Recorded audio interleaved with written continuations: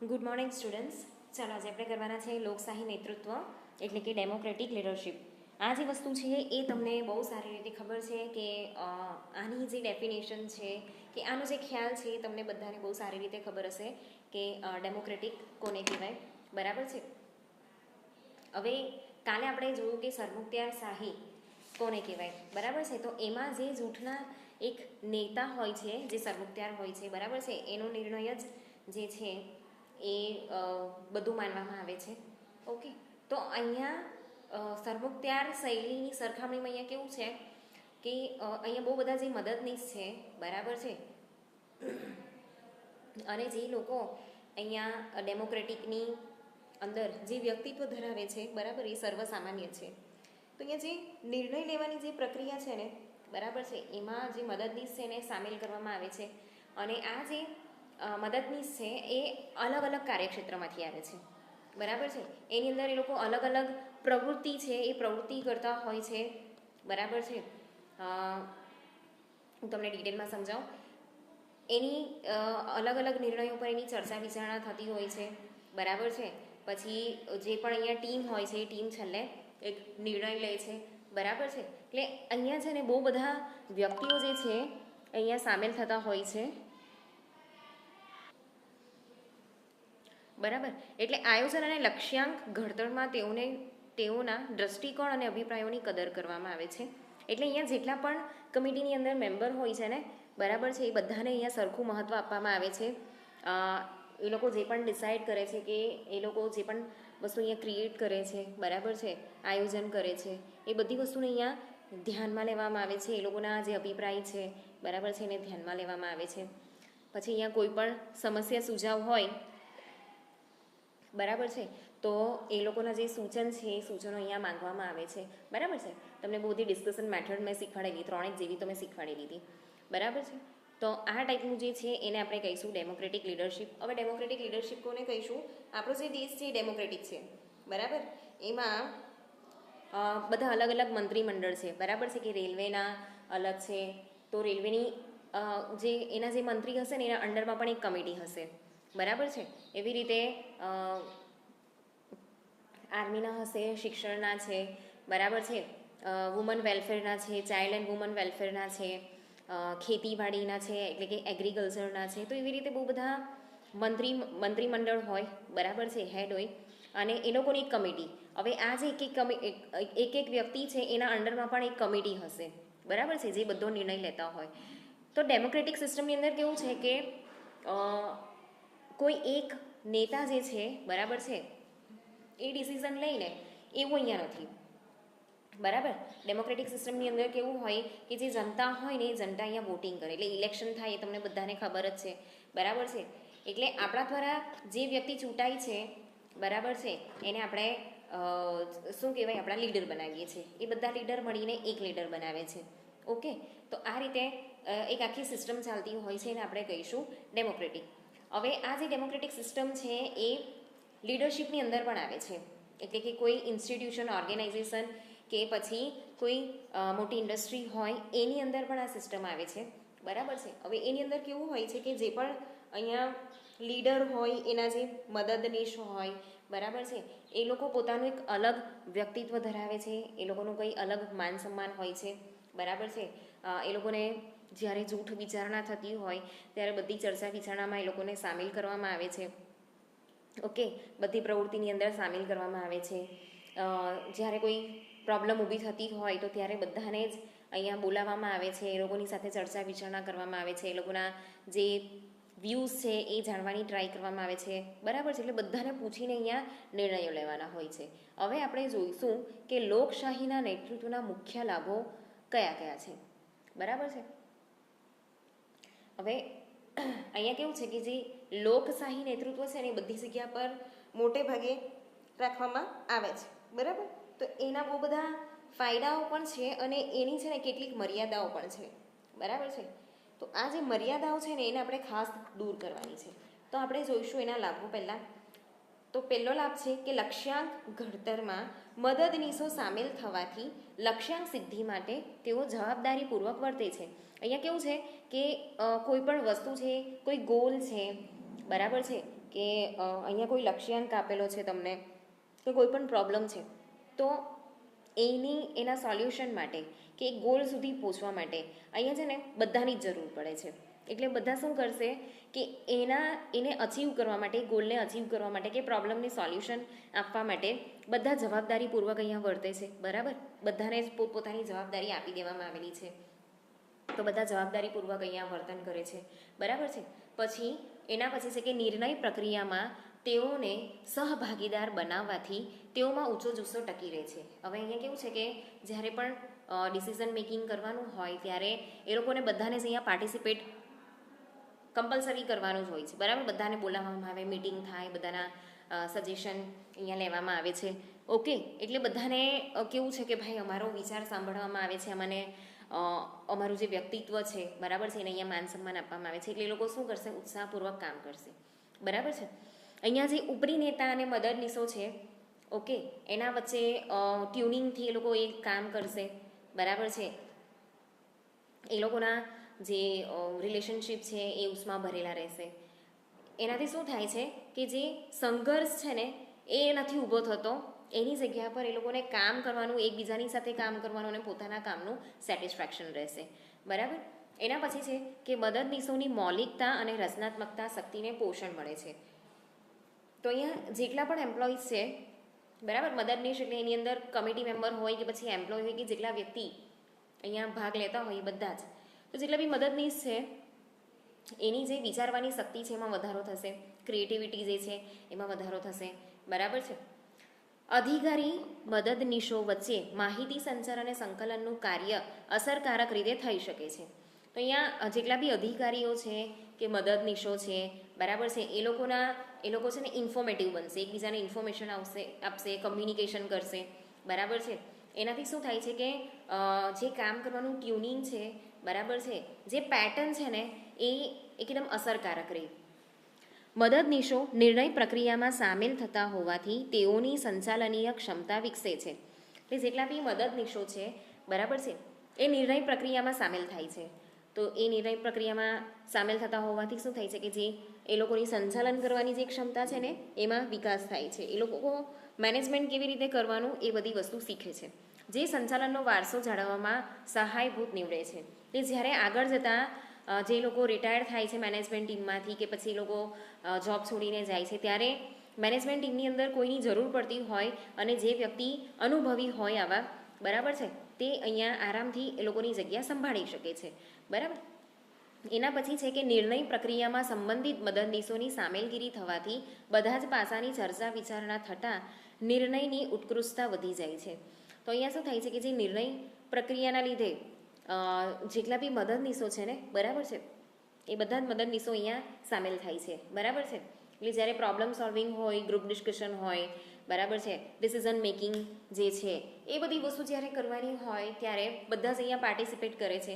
એના લીધે શું થશે કે જે નિર્ણય લેવાની જે પ્રક્રિયા છે ને, બરાબર, એ ઝડપી બી થશે અને બહુ જ અસરકારક થશે.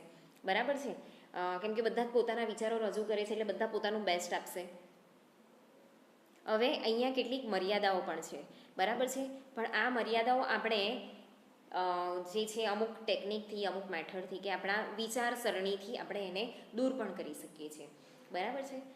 તો હવે જોઈએ એની મર્યાદાઓ. તો આ પદ્ધતિની સફળતા એ ધારણા પર આધારિત છે કે મદદનીશો નિર્ણય કરવાની ક્ષમતા અને સર્જનાત્મકતા ધરાવે છે, પરંતુ હંમેશા બનતું નથી. મદદનીશની સામેલગીરી અને ઢોંગ વચ્ચે ભેદભાવ પાડવો મુશ્કેલ છે.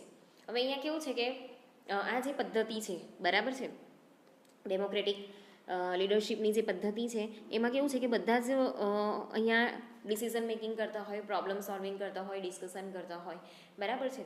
તો અહીંયા છે ને નિર્ણય લેવાની જે ક્ષમતા અને સર્જનાત્મકતા છે ને એ બહુ વધી જાય છે, પણ હંમેશા એવું બનતું નથી. એટલે જે મદદનીશ છે ને એ પાર્ટિસિપેશનની જગ્યાએ એ પ્રિટેન્ડ કરતો હોય ને, બરાબર છે, તો એ બહુ ખબર નથી પડતી. એના પછી આપણે નેક્સ્ટ લઈશું કે ચર્ચા વિચારણાની પ્રક્રિયા વિલંબ પ્રેરક હોય, નિર્ણયમાં વિલંબ થાય છે.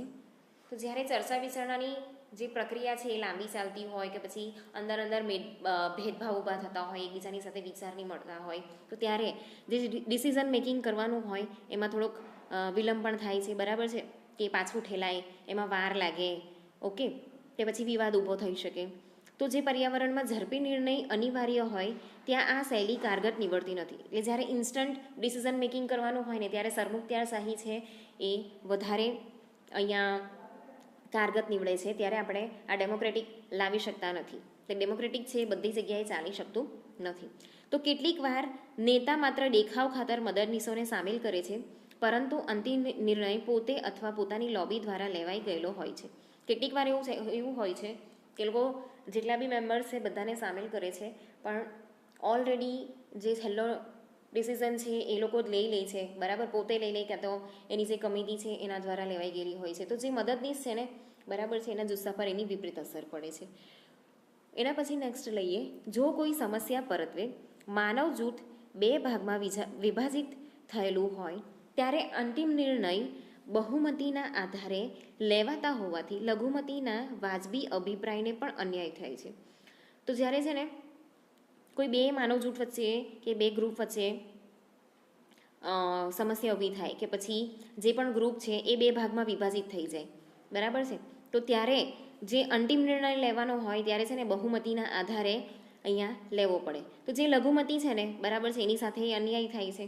કે જ્યારે ગ્રુપની અંદર બે ભાગલા પડી જાય અને કોઈ પણ એક ગ્રુપનો નિર્ણય જે છે એને એવું માનવામાં આવે કે ભાઈ આ લોકો બરાબર કહે છે, તો જ્યારે જે બીજા એ લોકોને નિર્ણય ગમતો નહીં હોય, બરાબર છે, કે એને માટે અગ્રી નહીં હોય, ત્યારે એ લોકો કેવું છે કે અન્યાય થતો હોય એવું અનુભવતા હોય, બરાબર છે, કે આ તો અમારી વાત તો કોઈ માનતું જ નથી. તો નિર્ણય સંબંધી દરેક બાબત ચર્ચા અને એરણ પણ મુકાતી હોવાથી ધંધાના રહસ્યો જાળવી શકાતા નથી. અહીંયા બધી વસ્તુ જે છે એ ડિસ્કસ થતી હોય છે. તો જે પણ બિઝનેસના સિક્રેટ્સ છે, બરાબર છે, એને આપણે અહીંયા જાળવી શકતા નથી, બરાબર છે, એટલે બહાર પડે છે.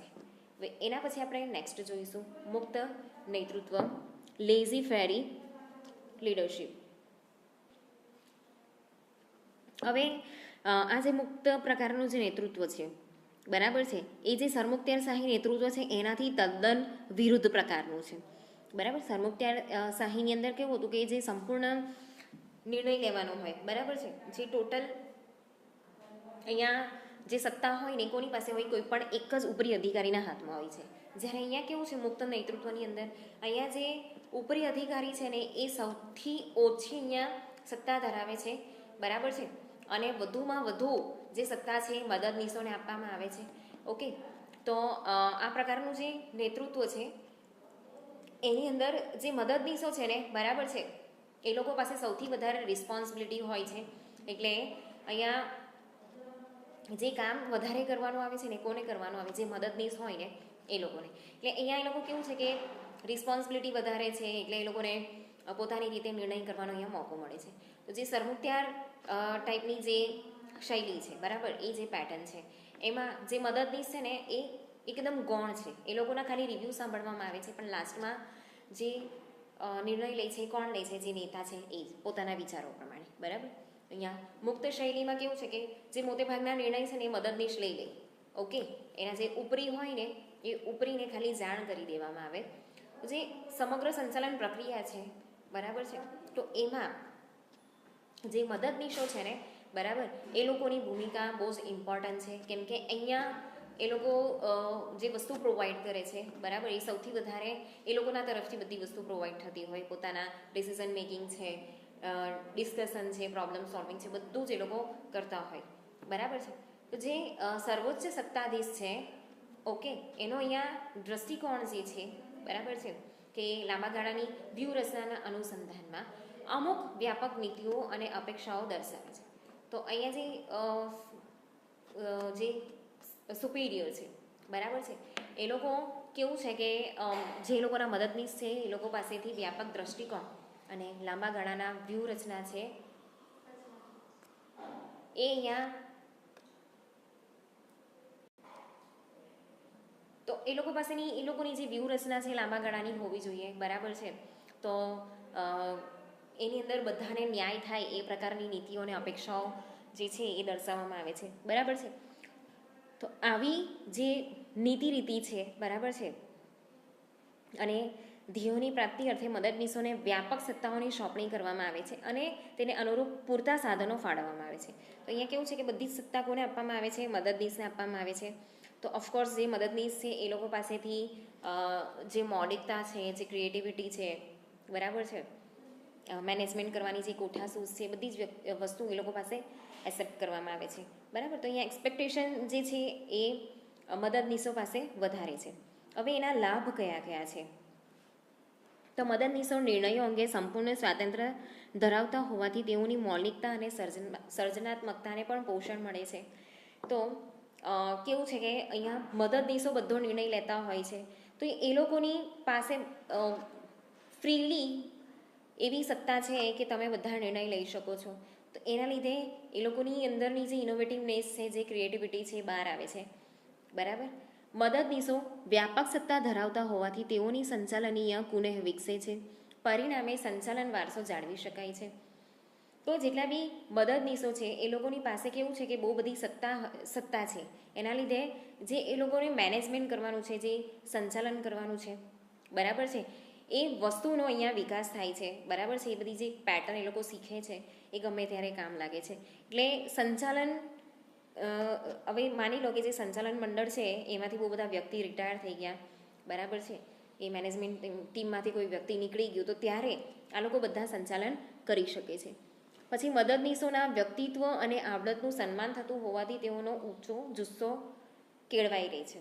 તો જ્યારે મદદનીશ છે, બરાબર છે, એ લોકોનું અહીંયા વ્યક્તિત્વ અને જે આવડત છે એનું અહીંયા સન્માન થાય છે. એટલે એ લોકો હોશે બધી રિસ્પોન્સિબિલિટી લઈ લે છે. મદદનીશોને સંપૂર્ણ નિર્ણય સ્વાતંત્ર્ય હોવાથી સમકાલીન સંજોગો અનુસાર ઝડપી નિર્ણય લઈ શકાય છે. અહીંયા બધું જે સત્તા છે કોના હાથમાં છે? મદદનીશના હાથમાં. એટલે જેટલા બી મદદનીશો છે એ લોકો ફટાફટ અહીંયા નિર્ણય લે છે, બરાબર છે. તો જે નિર્ણય છે ને એ ઝડપી અહીંયા લઈ શકાય છે.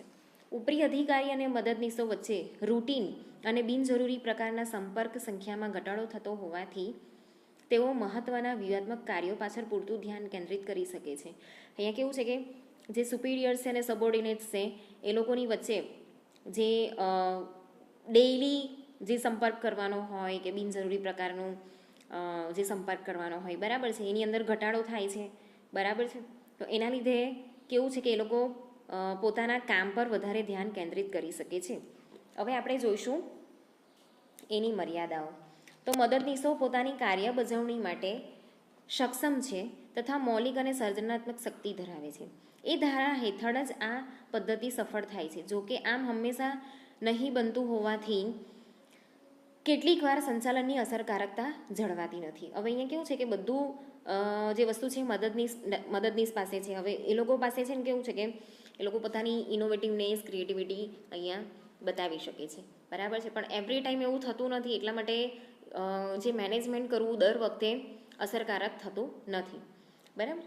દરેક મદદનીશ પોતપોતાની આગવી રીતે પ્રવૃત્તિ કરતા હોવાથી અને વિભાગીય પ્રવૃત્તિને બિનજરૂરી મહત્ત્વ આપતા હોવાથી સંકલનના વિશિષ્ટ પ્રશ્નો ઊભા થાય છે.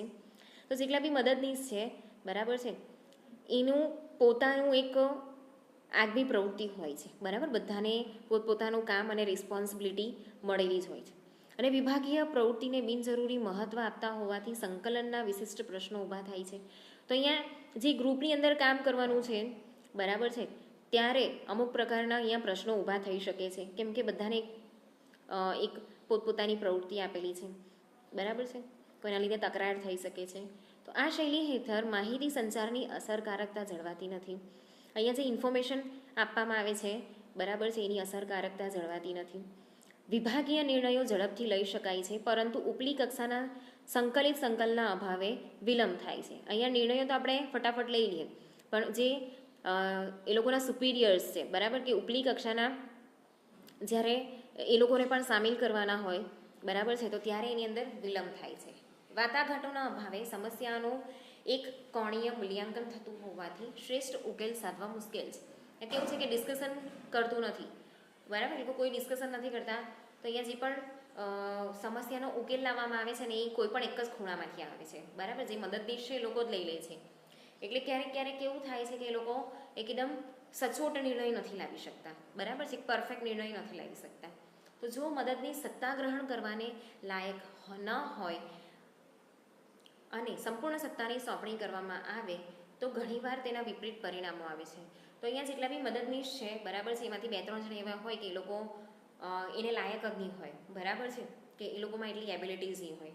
તો જે એ લોકોને સત્તા આપવામાં આવેલી છે ને બરાબર છે, એના કેટલાક વિપરીત પરિણામો અહીંયા આવી શકે છે, બરાબર છે. તો આ રીતની અહીંયા આ કેટલીક મર્યાદાઓ પણ છે. તો માનવ સાધન સંચાલનમાં નેતૃત્વ એક કેટલિસ્ટ પરિબળ છે. કેટલિસ્ટ એટલે મહત્વનું, બરાબર છે, રાજા જેવું, જે વ્યક્તિઓની સુસુપ્ત શક્તિઓને વાસ્તવિકતામાં રૂપાંતરિત કરે છે. આથી કોઈ પણ એકમની ધ્યેય સિદ્ધિ સરળ અને અસરકારક બને છે, બરાબર છે. તો અહીંયા જે માનવ સાધનનું જે નેતૃત્વ છે બરાબર છે, એ બહુ મહત્વનું છે, ઇમ્પોર્ટન્ટ છે. કેટલિસ્ટ એટલે ઇમ્પોર્ટન્ટ, બરાબર. તો એ લોકોની અંદરની જેટલી બી પોટેન્શિયાલિટી છે બરાબર છે, એને આપણે અહીંયા એક વાસ્તવિક સ્વરૂપ આપી શકીએ છીએ. આમ જે લીડરશિપ છે ને એ અહીંયા બહુ જ ઇમ્પોર્ટન્ટ છે.